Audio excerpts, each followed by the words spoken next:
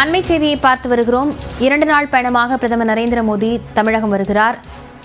27ஆம் தேதி பல்லடத்தில், 28ஆம் தேதி நெல்லை செல்லவிருக்கிறார். இது தொடர்பான விவரங்களுடன் செய்தியாளர் சிவமணி இணைந்திருக்கிறார். சிவமணி, பிரதமருடைய பயணத்திட்டம் குறித்து விரிவாக சொல்லலாம்.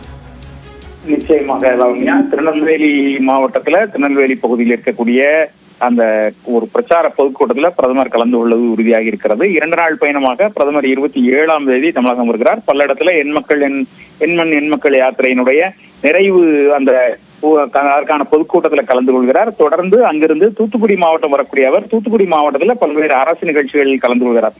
28ஆம் தேதி இந்த நிகழ்ச்சிகள் நடைபெறுகிறது. தூத்துக்குடியில் நடைபெறக்கூடிய அந்த நிகழ்ச்சி அப்படிங்கிறது, அந்த நிகழ்ச்சியில குலசேகரப்பட்டினம் ராக்கெட் ஏவுதளத்துக்கான அடிக்கல் நாட்ட இருப்பதாக கூறப்படுகிறது. தொடர்ந்து அங்க காணொலி காட்சி மூலமாக அந்த நிகழ்வு தூத்துக்குடி துறைமுகத்தில் நடைபெறுவதாக அறிவிக்கப்பட்டிருக்கிறது.